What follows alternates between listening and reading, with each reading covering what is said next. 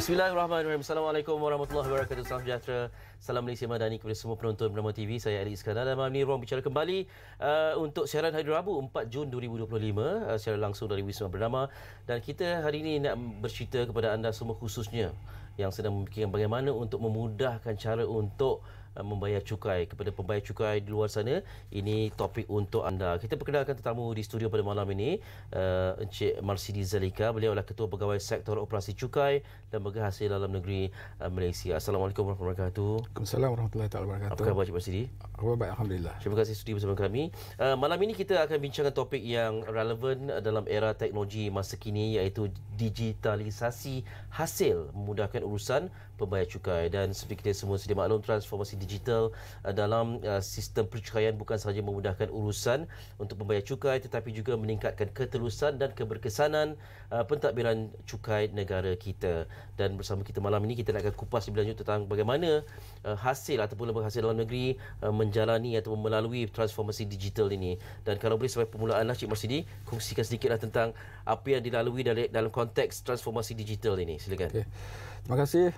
Terlebih dahulu saya ingin merakamkan terima kasih kepada pihak Bernama kerana menjemput kami untuk berkongsi sedikit informasi yang kami rasakan sesuai untuk diketahui oleh rakyat Malaysia berhubung dengan transformasi hasil di LHDNM. Jadi secara umumnya transformasi digital yang telah dilaksanakan oleh LHDNM adalah satu proses yang mana kita cuba mengubah kaedah kita memberikan perkhidmatan kepada rakyat Malaysia, khususnya pembayar cukai, dan bagaimana pembayar cukai berurusan dengan lembaga hasil dalam negeri Malaysia. Kerana sebelum ini kebanyakan urusan itu adalah dilaksanakan secara manual. Mereka perlu mengisi borang dan menghantar kepada LHDNM. Jadi dalam transformasi digital yang kita laksanakan, kita mengubah kaedah itu kepada pelaksanaan seluruh tanggungjawab berhubung percukaian itu secara dalam talian. Jadi secara umumnya pada masa ini pembayar cukai boleh melaksanakan tanggungjawab mereka, khususnya contohnya seperti mendaftarkan diri mereka untuk mendapatkan nombor rujukan cukai, ataupun selepas itu mengemukakan borang cukai, dan setelah itu mengisi borang dan menghantar borang kepada LHDNM. Dan sekiranya ada tanggungan cukai yang perlu dibayar, mereka boleh seterusnya membuat bayaran cukai pendapatan secara dalam talian. Jadi tidak ada lagi kita seperti yang kita lihat dulu, berpusu-pusu rakyat Malaysia pembayar cukai hadir ke pejabat LHDNM khususnya pada penghujung tempoh pengemukaan borang untuk menghantar borang ataupun mendapatkan panduan. Segalanya sekarang boleh dilaksanakan di hujung jari, 24 jam sehari, 7 hari seminggu dan 30 hari sebulan boleh dilaksanakan. So itulah secara ringkasnya tentang transformasi digital yang telah dilaksanakan di LHDNM. Kalau diikutkan transformasi ini bukanlah secara mengejut, malah e-filing itu sendiri dah adanya transformasi digital tu kan. Dan bila Encik Marsidi sebutkan setiap kali akan adalah berpusu-pusu orang datang ke pejabat LHDN untuk melunaskan apa yang perlu dilunaskan. Kemudian ini menunjukkan macam agak sukar untuk mereka mendakap transformasi ini, atau adakah dengan wujudnya platform-platform yang barangkali akan dimaklumkan lebih lanjut selepas ini, memudahkan lagi ataupun menggusarkan lagi pembayar cukai ni? Sebab bila bercakap tentang aspek digital ni, mereka takut untuk memahami yang lebih lanjut. Okey. So kita sebenarnya memahami bagaimana tindak balas rakyat Malaysia terhadap proses transformasi yang kita laksanakan. Jadi kita sebenarnya memberikan satu ruang masa yang mencukupi untuk kita memberikan pendedahan kepada mereka. Pertama, untuk mengenali apakah perubahan yang kita perkenalkan. So kita berikan panduan yang mencukupi untuk mereka tahu apakah perubahan itu, dan seterusnya kita juga memberikan panduan kepada mereka bagaimana mereka boleh menggunakan pendekatan baru ini dalam pelaksanaan tanggungjawab mereka. Jadi contohnya macam e-filing tu, kita sebenarnya telah pun lebih 10 tahun memperkenalkan sebelum kita mewajibkan kaedah itu sebagai kaedah pengemukaan borang. Jadi kita memberikan tempoh yang mencukupi untuk rakyat Malaysia memahami, mempelajari sebelum kita mewajibkan kaedah itu sebagai kaedah pengemukaan borang yang kita laksanakan sekarang.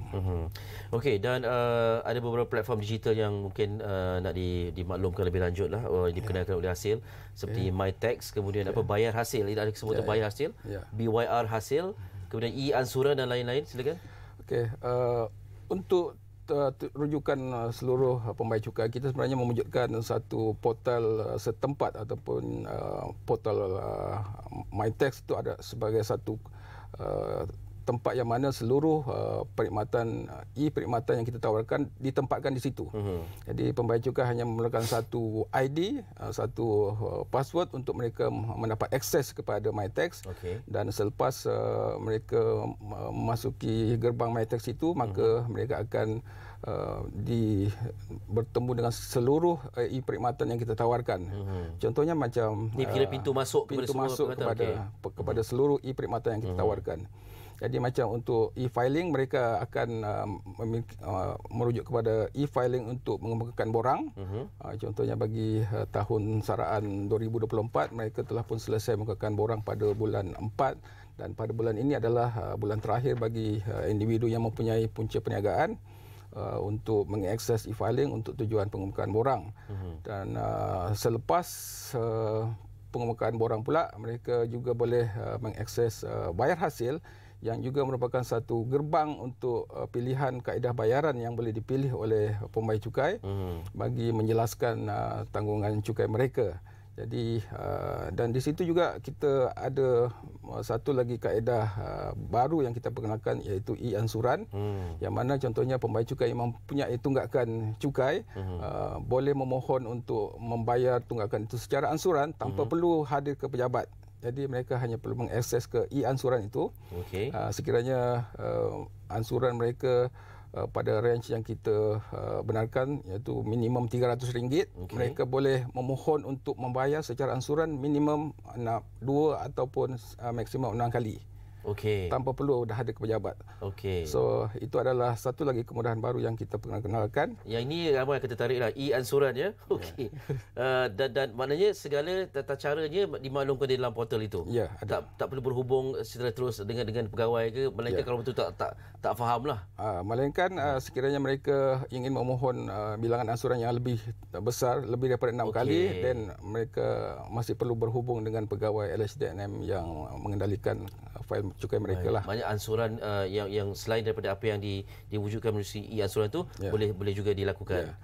So ini ada satu kaedah baru, dan kita akan melihat tindak balas pembayar cukai sekiranya mendapat sambutan yang baik. Mungkin kita akan memperluaskan lagi lah kepada range yang lebih besar pada masa hadapan. Alright. Jadi ada e-filing, e-daftar pun ada, bayar hasil, e-ansuran. Dan selain daripada itu ada e-PCB dan macam-macam lagi ni.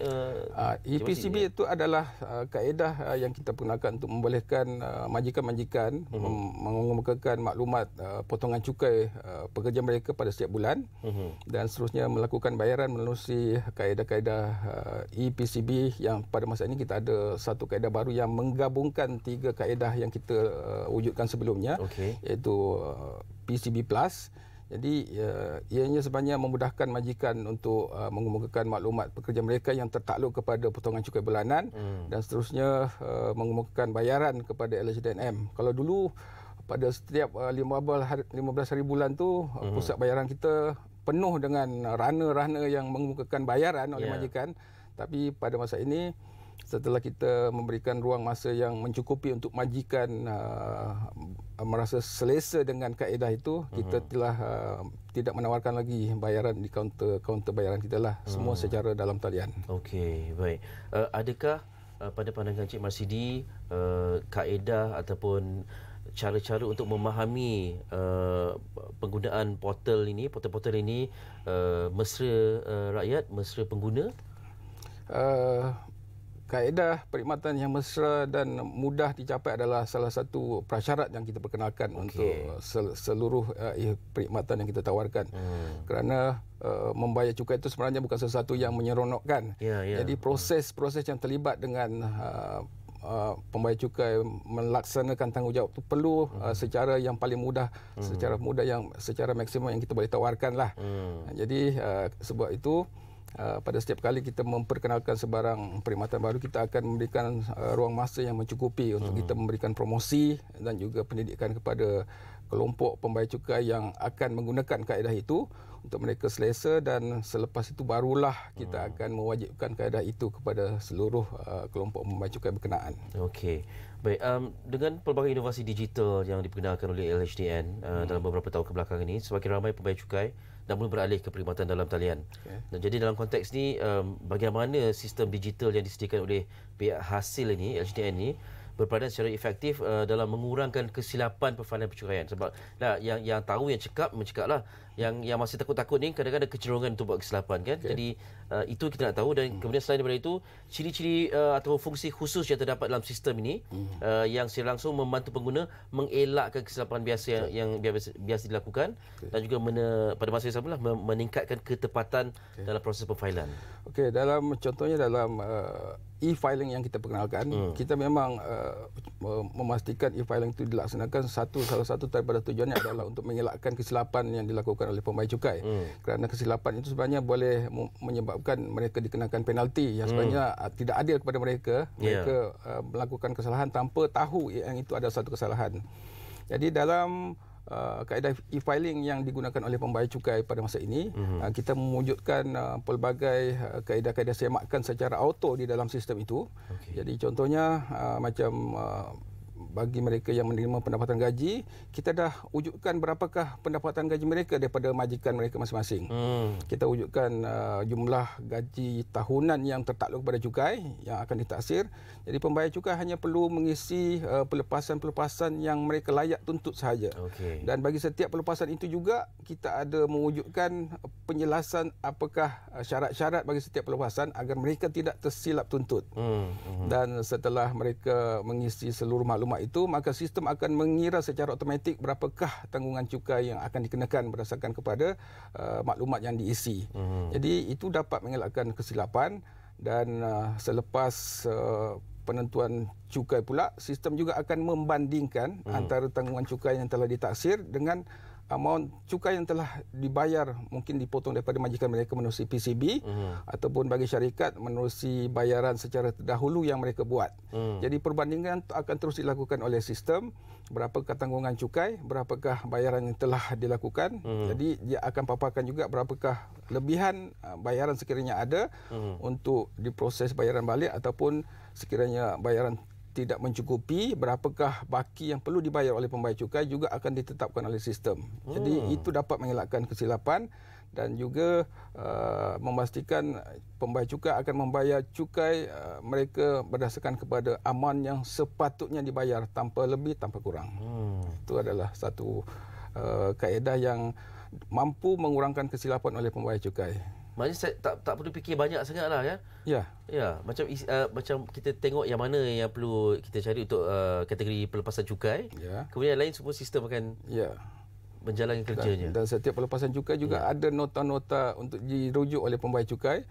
Sama ada mereka layak atau tidak untuk menuntut, dan juga amount maksimum yang boleh dituntut juga ditetapkan oleh sistem. Jadi tidak ada pembayar cukai yang akan memohon lebih dari yang sepatutnya. Maknanya kalau dituntut amount maksimum tu akan dimaklumkan. Ya, betul. Sistem akan menghadkan kepada amount maksimum itu.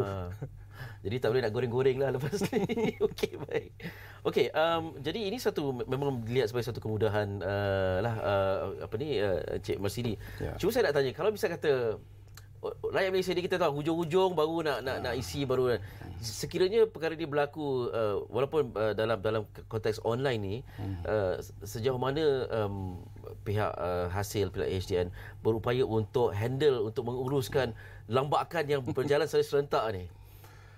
Kita juga belajar daripada sejarah, dan memang kita melihat trend di kalangan pembayar cukai adalah mereka akan menunggu kepada sehingga akhir sebenarnya untuk melakukan borang ataupun melakukan bayaran. Jadi kita juga telah pun melakukan pelarasan kepada sistem untuk membolehkan pengemukaan yang besar berlaku pada hujung tempoh-tempoh pengemukaan borang. Begitu juga dari segi penerimaan bayaran. Pada tempoh-tempoh akhir penerimaan bayaran, memang kita meminta bahagian IT kita untuk membuka ruang yang luas lah, yang mencukupi untuk seluruh pembayar cukai yang memang menunggu saat akhir untuk melaksanakan tindakan ataupun tanggungjawab mereka dapat melaksanakan dengan secara tanpa sebarang sekatan masa, begitu juga dari segi kekangan sistem lah. So itu kita memang pelajari dan kita melakukan pelarasan yang sesuai. Ini tidak bermakna kita boleh buat di saat-saat akhir lah. Maknanya itu persediaan dilakukan sekiranya adanya lambakan pembayar cukai nak masuk sistem secara di saat-saat akhir, tapi pada masa yang sama laksanakan tanggungjawab dengan secepat yang mungkin supaya lancar, taklah tiba-tiba sangkut dan sebagainya kan. Okey, baik. Jadi kalau yang hantar borang cepat, mereka akan dapat bayar balik dengan kadar yang lebih cepat berbanding dengan mereka yang menunggu saat akhir. Itu satu juga. Okey, kita nak tahu jugalah hasil tidak hanya menumpukan kepada sistem utama seperti MyTax dan juga bayar hasil, malah telah membangunkan pelbagai sistem digital tambahan yang menyokong keseluruhan ekosistem pecukai negara seperti yang dikongsikan tadi.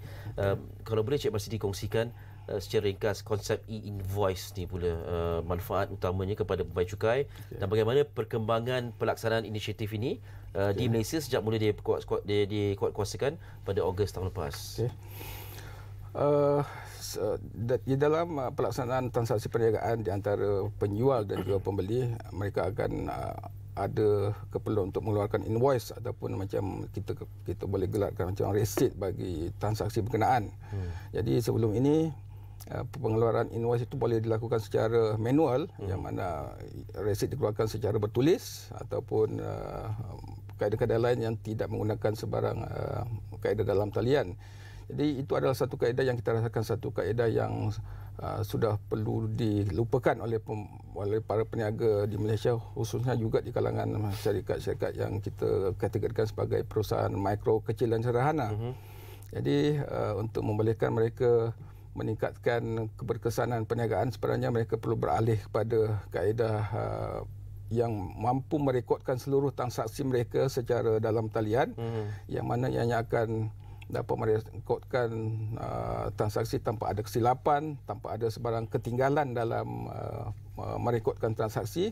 Jadi maka kita juga sebenarnya belajar daripada negara-negara lain, pentadbir cukai di negara lain yang telah pun memperkenalkan kaedah e-invoice ini, yang mana kita dapati apabila kaedah e-invoice ini dilaksanakan di negara-negara berkenaan, kita dapati tahap pematuhan dan juga pengurusan cukai di negara berkenaan semakin meningkat. Kita dapati tahap pematuhan semakin tinggi dan kutipan cukai juga semakin tinggi, kerana apabila kita mewujudkan satu environment ataupun persekitaran yang mana setiap orang yang melaksanakan transaksi perniagaan perlu melaporkan rekod perniagaan berkenaan kepada pihak berkuasa cukai, maka kita mewujudkan satu kaedah sama rata di kalangan peniaga. Jadi itu akan mewujudkan satu peluang kepada peniaga-peniaga tradisional yang dahulunya merekodkan transaksi secara manual untuk beralih kepada kaedah merekodkan transaksi secara elektronik yang kita gelarkan e-invoice. Jadi e-invoice itu adalah satu kaedah yang mana perniagaan akan merekodkan transaksi jualan mereka secara elektronik. Dan satu ciri tambahan yang wujud dalam e-invoice adalah maklumat nombor rujukan cukai oleh pihak yang terlibat juga akan dimasukkan dalam e-invoice itu. Kalau invoice yang biasa, dia hanya ada maklumat pembeli dan juga barangan yang dijual. So dalam e-invoice yang kita perkenalkan ni, dia ada maklumat lengkap nombor rujukan cukai bagi penjual, begitu juga bagi pembeli. So kita sebenarnya merujuk kepada transaksi di kalangan peniaga. Antara peniaga dengan peniaga perlu ada maklumat itu. Jadi kaedah invoice yang kita perkenalkan bermula daripada 1 Ogos tahun 2024 yang lepas adalah diperkenalkan berdasarkan kepada tahap tertentu. Kita belajar daripada negara lain yang mana kaedah baru seperti ini perlu juga dilaksanakan secara berfasa. Jadi kita memperkenalkan pada fasa 1 bermula daripada 1 Ogos 2024 itu bagi perniagaan yang memiliki jualan melebihi 100 juta ringgit terlebih dahulu. Kerana biasanya perniagaan ini telah pun mempunyai kaedah perakaunan secara elektronik. Jadi mereka akan lebih mudah lagi untuk melaksanakan satu ciri tambahan, iaitu mematuhi kaedah e-invoice itu. Dan fasa kedua pula bagi perniagaan yang memiliki jualan antara 25 juta hingga 100 juta telah pun beralih melaksanakan e-invoice ini pada 1 Januari tahun 2025 yang baru-baru ini. Dan fasa ketiga dijadualkan bermula daripada 1 Julai adalah melibatkan peniaga yang memperoleh jualan antara RM500,000 sehinggalah RM25 juta yang akan bermula pada 1 Julai ini. Jadi dengan memperkenalkan sistem ini secara berfasa, kita sebenarnya memberikan ruang kepada peniaga-peniaga itu untuk melaksanakan tanggungjawab mereka di bawah kaedah e-invoicing ini secara berfasa, dan juga kita akan dapat juga memberikan pendedahan dan juga pendidikan yang mencukupi kepada pembayar cukai berdasarkan kepada kelompok. Jadi kita memahami yang kelompok yang melibatkan peniaga mikro, kecil dan sederhana adalah kelompok yang memerlukan bimbingan dan juga panduan yang lebih mendalam dalam pelaksanaan e-invoice ini, kerana apatah lagi kalau mereka sebelum ini tidak ada sistem perekonomian secara elektronik. Jadi kita mengharapkan pelaksanaan e-invoice ini akan dapat mengubah landscape perniagaan di Malaysia. Jadi peniaga-peniaga sepatutnya mengambil peluang ini untuk merekodkan transaksi mereka secara elektronik. Jadi dengan cara itu mereka akan dapat menyediakan penyata kewangan yang lebih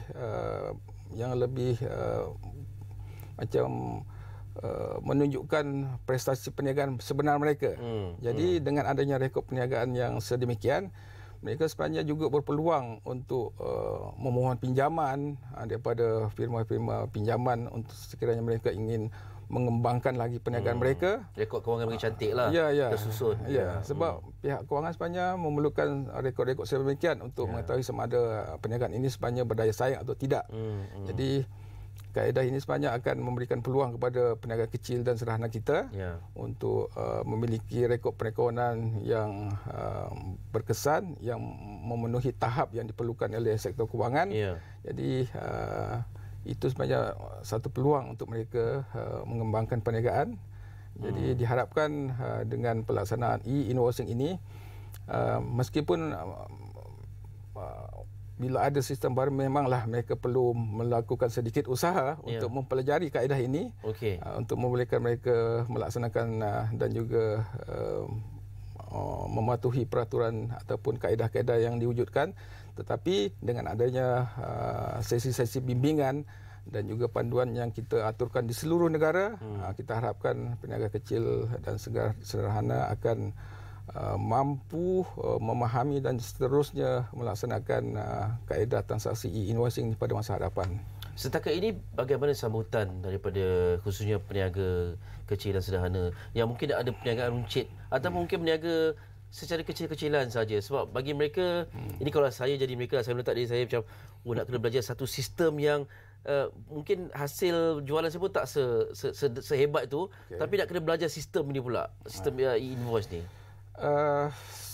Setakat ini daripada 1 Ogos 2024 sehinggalah 4 Jun 2025, iaitu satu tempoh yang hampir 10 bulan, kita telah pun menerima lebih daripada 313 juta e-invoice. Secara purata kita boleh katakan dalam 30 juta sebulan. Dan berdasarkan kepada data yang kita lihat pula, meskipun kita memperkenalkan pelaksanaan e-invoice ini secara berfasa, fasa 1 dan fasa 2 itu melibatkan mereka yang memperolehi jualan melebihi 100 juta untuk fasa 1 dan 25 juta ke 100 juta bagi fasa 2. Tapi kita terdapat kelompok yang agak besar pembayar cukai yang sebenarnya perlu memasuki kaedah e-invoice ni pada fasa 3 dan 4 telah pun turut sama terlibat secara sukarela melaksanakan kaedah e-invoice ini, dan mereka adalah sebahagian daripada entiti perniagaan yang telah menyumbang kepada e-invoice yang kita terima pada setiap bulan. Jadi saya percaya mereka ini mengambil sikap positif untuk belajar dan juga melihat bagaimanakah mereka boleh melaksanakan kaedah e-invoice ini. lebih awal. So mereka tidak perlu bersaing dengan kelompok yang akan agak besar pada sekiranya pada fasa 3 dan fasa 4 nanti. Jadi apabila mereka secara sukarela melaksanakan lebih awal, maka mereka akan terdedah kepada kaedah ini lebih awal untuk diberikan panduan, bimbingan, dan selepas itu mereka berjaya melaksanakan tanggungjawab yang melaksanakan sistem baru e-invoice ini dengan sebaik-baiknya. Jadi yang penting itu adalah sikap positif di kalangan mereka untuk belajar, kerana kami juga bersedia untuk memberikan panduan kepada mereka. Dalam kata lain, siapa yang mulakan bisnes ini, selain daripada tahu tentang produk, tahu tentang pemasaran, tahu tentang e-invoice juga. Betul. Ya, 3 perkara yang penting yang perlu diketahui. Lepas ni kita nak cerita lebih lanjut tentang, masih lagi tentang pelaksanaan e-invoice ni, tentang portal My Invoice ni. Boleh Cik Masdi kita kongsi lepas ni? Boleh. Ruang bicara berehat seketika, kembali di sebelah sini. Jangan ke mana-mana.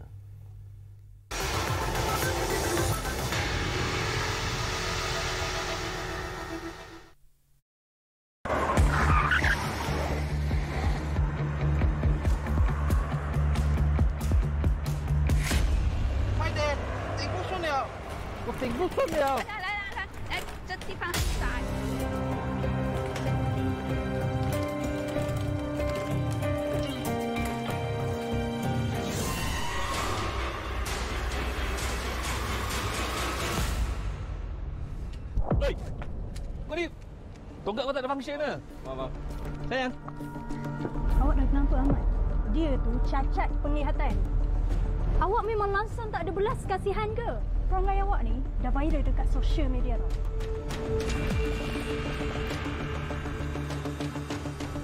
Saya tak nak jumpa awak lagi. Kita putus!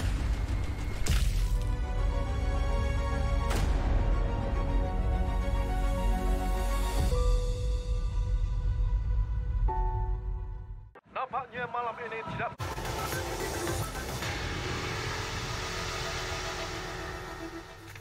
Kembali dalam ruang bicara, dan malam ini cerita kita tentang digitalisasi hasil, memudahkan urusan pembayar cukai yang sedang memikirkan bagaimana untuk melunaskan tanggungjawab dengan lebih efisien, lebih berkesan. Sekarang ini lembaga hasil dalam negeri sedang melalui proses ataupun transformasi digital yang membolehkan anda atau kita semua membayar cukai dengan lebih cekap dan lebih efisien, lebih terurus. Masih lagi bersama tetamu di studio, Cik Marsidi Zalika, Ketua Pegawai Sektor Operasi Cukai Lembaga Hasil Dalam Negeri Malaysia. Dan tadi kita sema-sema tentang e-invoice, Cik Marsidi. Dalam pelaksanaan e-invoice ni, adakah pembayar cukai, terutama perusahaan mikro kecil dan sederhana, yang orang bisnes kecil ni, PMKS ini, perlu menghadapi kos pelaburan yang tinggi untuk tujuan pelaksanaan sistem ni? Dan selain itu, adakah Cik Marsidi boleh terangkan fungsi utama portal My Invoice dan ciri-ciri terkini yang disediakan dalam portal tersebut? Okey. Seperti saya maklumkan tadi, apabila ia melibatkan sistem baru, kita biasanya memberikan tempoh yang mencukupi untuk kita memberikan panduan. Dan salah satu lagi pada hasrat kerajaan juga adalah untuk membolehkan perusahaan mikro, kecil dan sederhana yang akan terlibat dengan pelaksanaan e-invoice ini dapat juga melaksanakan tanggungjawab mereka, tapi pada kos yang minimum.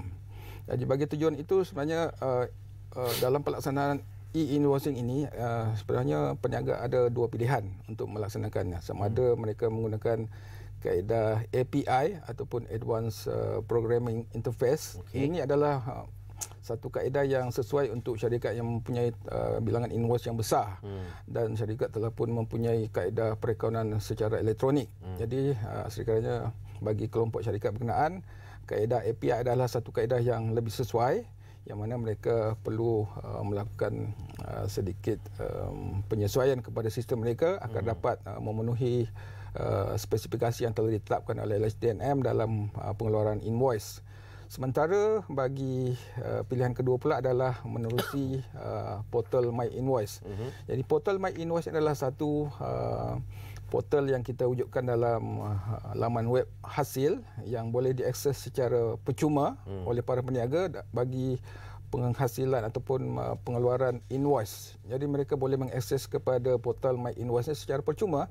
Jadi sebenarnya dalam untuk memastikan peniaga perusahaan kecil dan sederhana ini turut terlibat dalam e-invoice ni, mereka memerlukan sedikit pelaburan. Contohnya mereka perlu sekurang-kurangnya ada handphone ataupun tablet untuk membolehkan mereka mengakses kepada portal My Invoice ni. Jadi bagi tujuan itu juga sebenarnya kerajaan juga memperkenalkan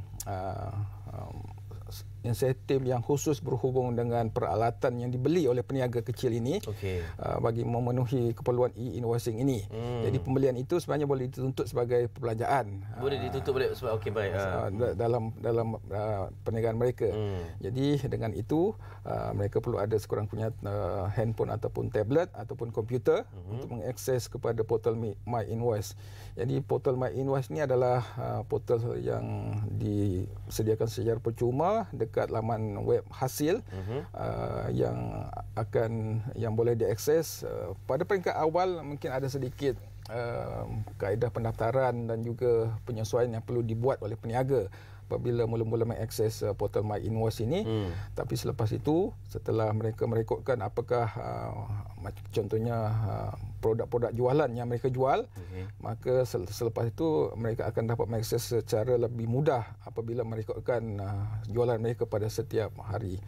Jadi portal ini boleh digunakan, dan bagi peniaga kecil dan sederhana juga sebenarnya mereka diberikan pilihan untuk sama ada menyediakan invoice itu secara individu bagi setiap jualan, ataupun mereka juga boleh menyediakan invoice berkelompok yang kita tawarkan, yang mana mereka hanya perlu mengemukakan sekali pada setiap bulan, yang akan merangkumkan seluruh invoice pada bulan berkenaan. Jadi sekiranya mereka memilih untuk menyediakan invoice secara berkelompok, mereka boleh mengemukakan pada penghujung bulan berikutnya. Jadi itu adalah satu kaedah ataupun satu kaedah yang kita perkenalkan juga kepada syarikat-syarikat lain untuk tempoh 6 bulan sebagai satu kemudahan dalam tempoh peralihan. Invoice berkelompok ini adalah satu kaedah yang boleh digunakan bagi tempoh 6 bulan daripada awal kaedah itu diwujudkan bagi kelompok syarikat berkenaan. Jadi untuk peniaga kecil sederhana juga mereka boleh menjadikan kaedah invoice berkelompok ini sebagai kaedah penyediaan invoice. Dan selain daripada itu, kita juga mewujudkan kaedah My Invoice ni secara mobile yang boleh diakses menerusi handphone ataupun tablet dalam kesemua contohnya Play Store untuk pengguna-pengguna Android ataupun untuk muat turun aplikasi ini. Jadi mereka boleh juga menggunakan My Invoice yang boleh diakses secara dalam menerusi mobile aplikasi mobile untuk merekodkan jualan-jualan mereka. Jadi ini adalah macam pelaburan yang perlu dilakukan oleh peniaga peringkat awal lah. Itu pun mereka boleh menuntut kos itu daripada sebagai tolakan daripada perniagaan mereka.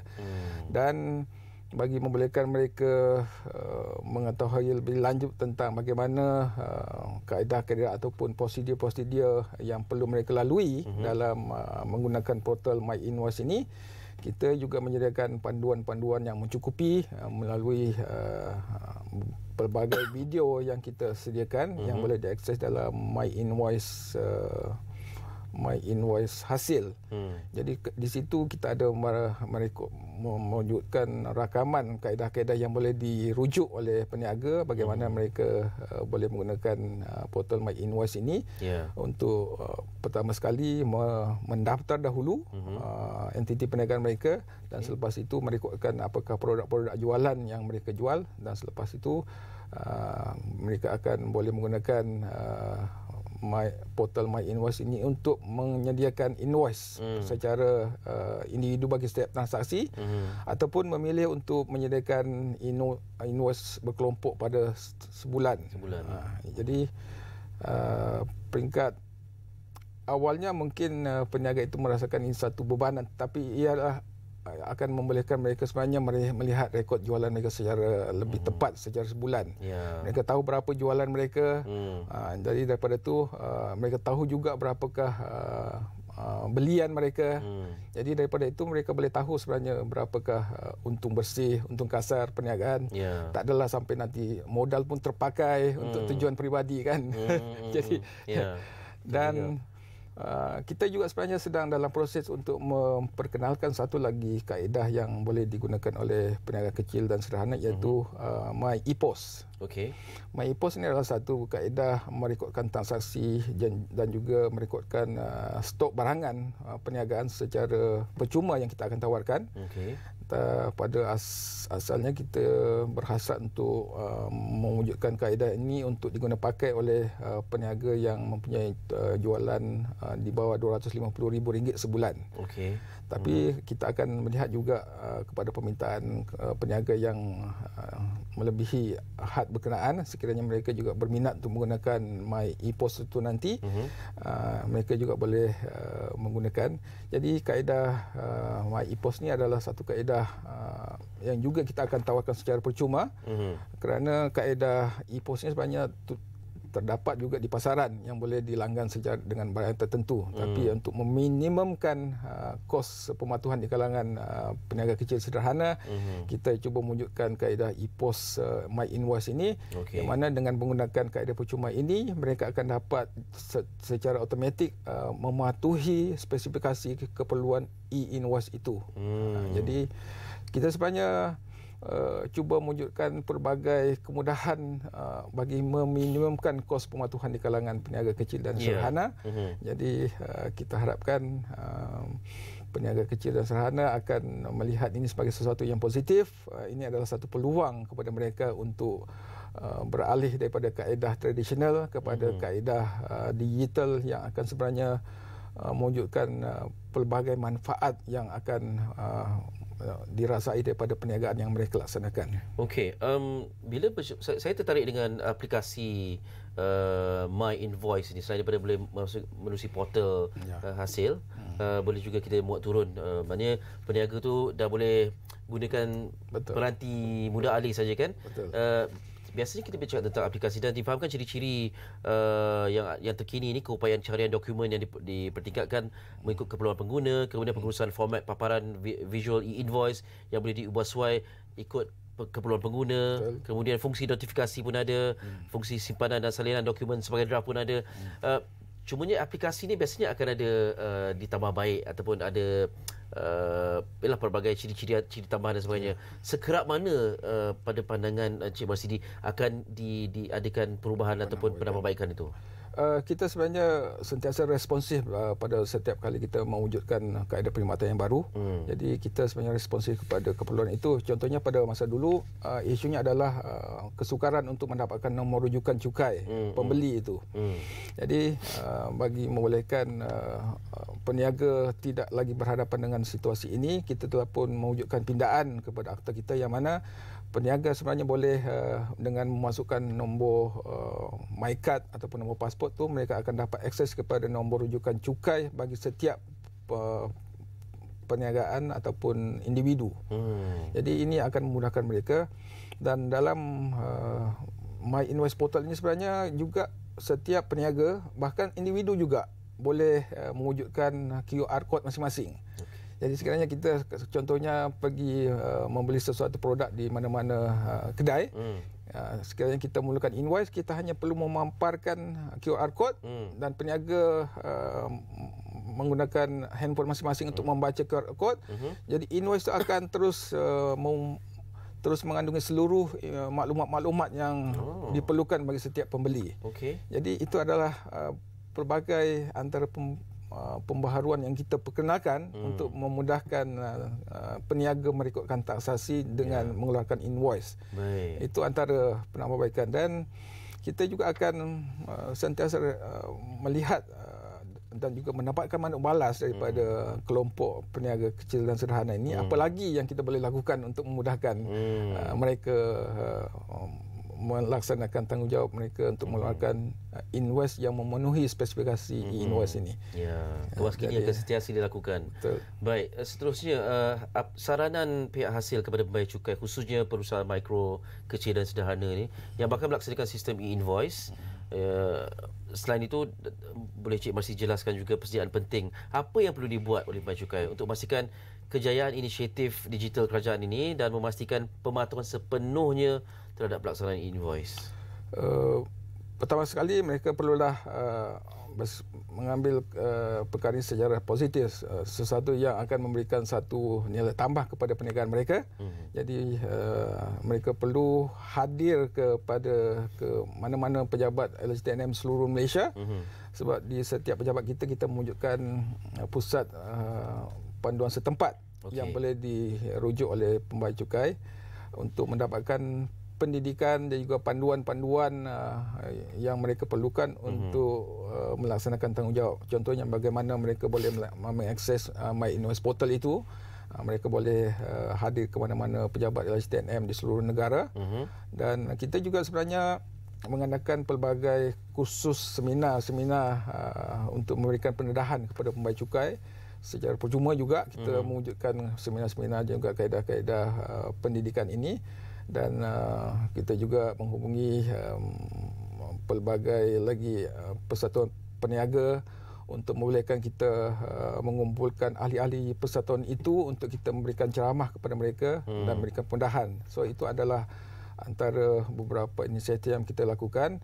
Jadi dari segi kelompok untuk peniaga kecil dan sederhana yang akan memasuki pelaksanaan e-invoice pada fasa 3 dan 4 nanti, kita sebenarnya memberikan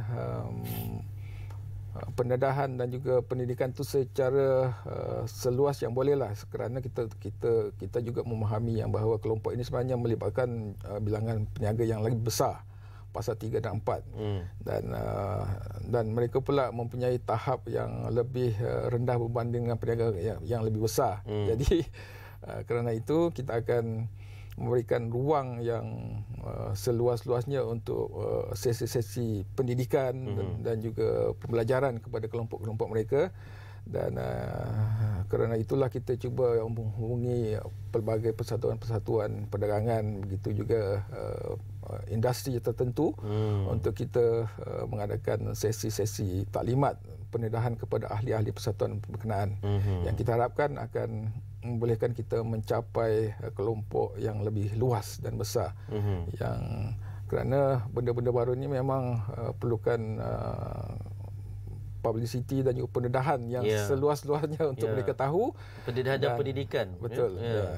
Dan bila mereka dah tahu, kita juga memperkenalkan kaedah-kaedah percuma yang boleh diakses. Jadi ini diharapkan akan membolehkan mereka tahu dan juga ingin belajar bagaimana menggunakan kaedah portal-portal yang kita sediakan ini.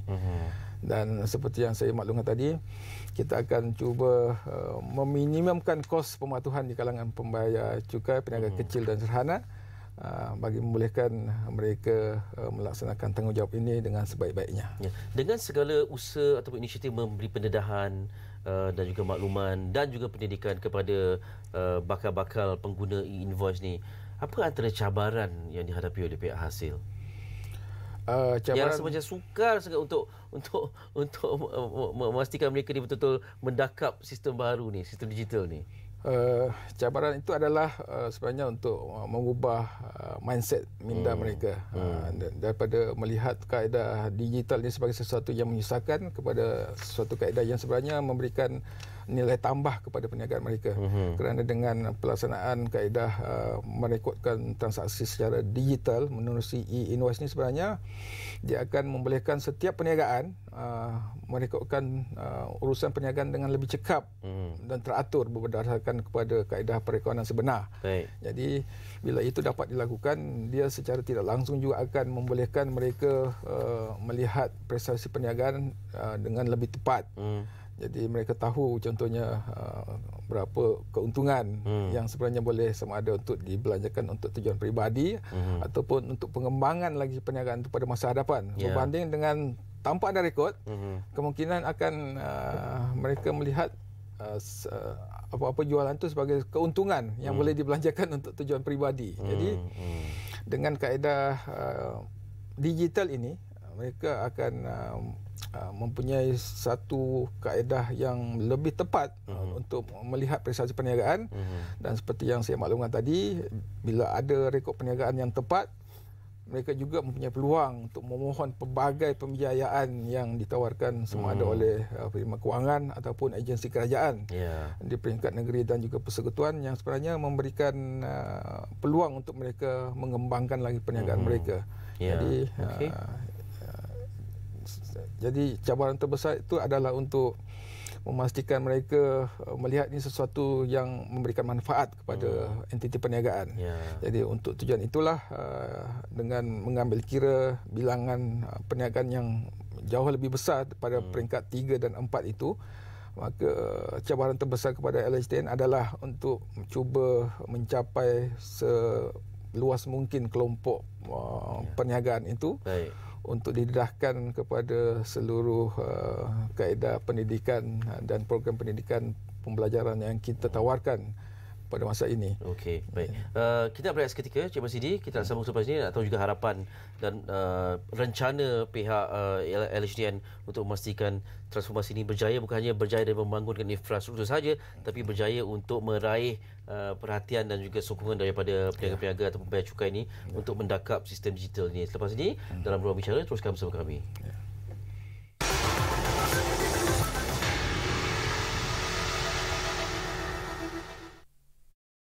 Nampaknya malam ini tidak berpihak kepada Harimau Melaya.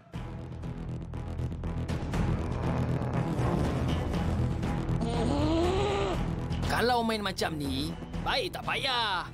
Aku main lagi baguslah. Eleh, kau cakap je pandai. Padahal kaki bangku.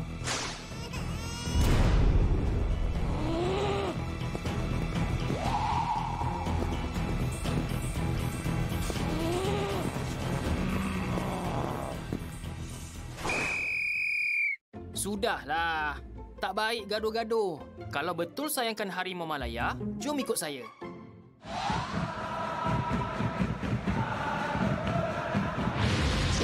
Cantik! Jaringkan yang berlakukan di situ. Agaknya kita berjaya jaringkan gol. Terus meyakini Malaysia Madani.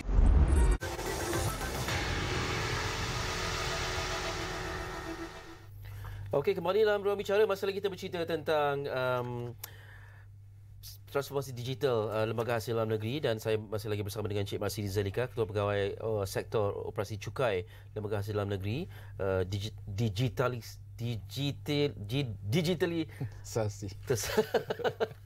Saya nak sebut tersasul. Digitalisasi hasil.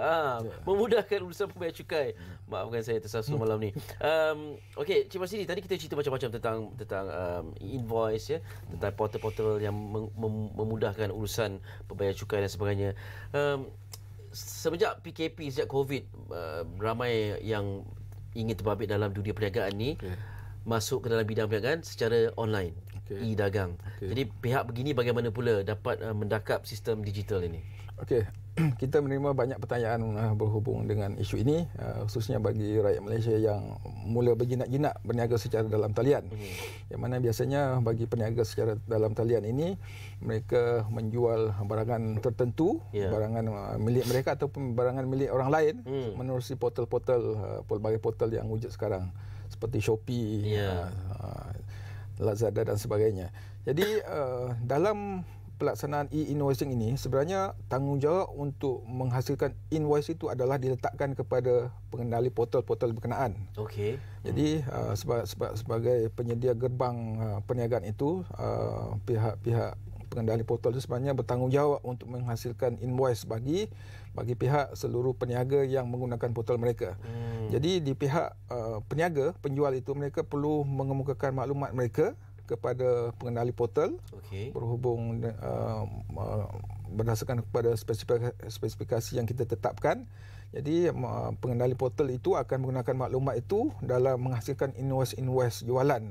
Jadi tanggungjawab itu sebenarnya diletakkan kepada pengendali portal. Jadi seluruh rakyat Malaysia yang melaksanakan perniagaan secara dalam talian tidak perlu merasa risau dengan pelaksanaan kalau mereka affiliate, jadi tak perlu risau.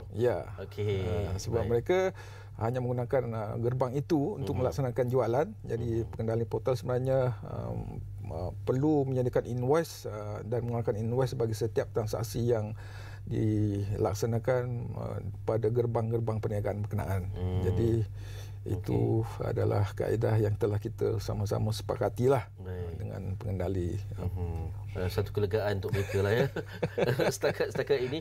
Okey, di penghujung siaran kita ni ingin tahu jugalah harapan pihak hasil Inovasi Dalam Negeri dalam membangunkan dan memperkasakan sistem digital ini, khususnya dalam usaha untuk memudahkan urusan pembayaran cukai di Malaysia ni, dan inisiatif yang begitu banyak dilakukan ini, dan sebenarnya untuk mengubah mindset lah kan. Mengubah mindset. Apa harapan pihak Lembaga Dalam Negeri? Harapan kita adalah sebab kita juga sebenarnya melihat prestasi pentadbir cukai di negara-negara maju, di negara-negara contohnya negara-negara OECD di Eropah dan juga Amerika tu. Mereka sebenarnya melaksanakan digitalisasi dalam pentadbiran cukai ini lebih awal daripada kita. Jadi kaedah digitalisasi ini sebenarnya satu kaedah yang menunjukkan sistem penyampaian yang lebih cekap, yang lebih mudah, yang boleh diakses oleh pembayar cukai di negara berkenaan.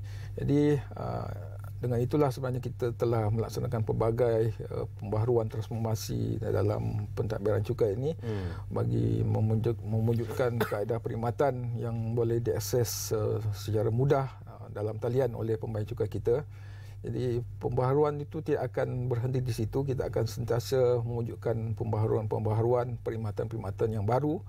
Kerana di pihak hasil sendiri pun kita cuba untuk menjadikan seluruh proses kerja dilaksanakan secara digital secara dalaman, kerana kita percaya kaedah digital adalah kaedah terbaik yang boleh kita tawarkan kepada pembayar cukai, kerana secara umumnya kaedah itu akan dapat diakses pada bila-bila masa, pada mana-mana tempat oleh mereka. Dan cabarannya adalah untuk bagaimana mereka nak menggunakan sistem itu. Jadi setiap perkhidmatan yang kita wujudkan, kita memang mewujudkan promosi, panduan bagaimana untuk menggunakan seluruh perkhidmatan yang ditawarkan, dan diharapkan ini akan dapat meningkatkan tahap penyampaian kita, kerana ini sebenarnya juga seiring dengan dasar teknologi digitalisasi negara kita yang cuba mewujudkan ruang perniagaan yang seluas-luasnya, tapi dalam kaedah digital yang memastikan akses yang lebih luas kepada pelbagai perkhidmatan. Jadi proses digitalisasi ini adalah kaedah masa hadapan yang kita rasa sesuai untuk dilaksanakan dalam pengurusan pentadbiran cukai di negara ini. Dan apa juga kaedah percukaian yang dilaksanakan pada masa hadapan, dia akan diperkenalkan dalam kaedah digital untuk kemudahan semua. Jadi pendaftaran, peringkat pendaftaran, peringkat pengemukaan borang, peringkat pembayaran, peringkat rayuan selepas itu juga boleh dilakukan secara dalam talian. Dan yang sebenarnya membolehkan ianya dilaksanakan dengan lebih mudah lah oleh pembayar cukai. Lengang pula lah pejabat-pejabat. Tapi tak apa, asalkan sistem tu cekap dan memudahkan pembayar cukai kan, insya-Allah lebih mesra kepada pengguna lah. Kita nak tutup ruang bicara dengan pesanan terakhir khusus juga kepada pembayar cukai. Cik Marsidi, silakan. Kepada pembayar cukai, kita di hasil berharap kepada mereka untuk melihat segala transformasi yang kita perkenalkan secara positif. Sebenarnya proses-proses yang kita perkenalkan adalah untuk meningkatkan tahap perkhidmatan yang membolehkan pembayar cukai melaksanakan tanggungjawab mereka secara lebih mudah. Jadi yang penting adalah hasrat mereka untuk kalau tidak tahu, belajar. Kalau tidak pernah dengar, mendapatkan pendedahan daripada pegawai-pegawai LHDNM di seluruh negara. Apakah produk-produk yang kita perkenalkan, contohnya kaedah e-invoice ini, secara umumnya ramai yang merasakan ianya satu bebanan baru kepada mereka, tetapi bagi mereka yang telah pun diberikan pendedahan dan melaksanakan, mereka memahami yang ianya bukan satu yang terlalu sukar dilaksanakan, dan pada masa yang sama akan memberikan nilai tambah kepada perniagaan mereka pada masa hadapan. Jadi diharapkan peniaga kecil dan sederhana khususnya yang akan turut terlibat dalam pelaksanaan e-invoicing ini pada masa terdekat akan melihat perkara ini secara positif. Memang ada sedikit pembelajaran yang akan perlu dilakukan, tetapi hasilnya kelak akan memberikan nilai tambah kepada perniagaan masing-masing. Dan saya percaya itu adalah hala tuju yang perlu diharungi oleh setiap perniagaan di Malaysia dalam Malaysia menuju ke tahap negara yang semakin maju dalam ekonominya. Barangkali untuk digital native ni tidak ada masalah untuk mendakap sistem digital baharu ni. Cuma yang berusia sikit barangkali terasa tercabar sikit lah. Umpamanya kalau kita boleh fungsikan, umpama kita nak masuk media sosial, nak berdaftar untuk masuk buka akaun media sosial, mula-mula rasa renyah sikit. Tapi bila dah masuk tu, macam-macam peluang ada untuk berniaga dan sebagainya. Jadi jangan lepaskan peluang ini untuk memahami dan mempelajari sebanyak yang mungkin. Cik Basri, terima kasih banyak-banyak sudi bersama kami. Semoga berjaya dengan transformasi ini, dengan memastikan segala tata cara pembayaran cukai itu dapat dilaksanakan dengan sebaik-baiknya. Cik Basri Zalika, Ketua Pegawai Sektor Operasi Cukai Lembaga Hasil Negeri Malaysia, bersama kita di Ruang Bicara. Kita berehat waktu ini. Kembali esok dan hari berikutnya dengan pelbagai topik untuk tetapan anda. Saya Ali Iskandar. Selamat malam. Assalamualaikum warahmatullahi wabarakatuh. Jumpa lagi.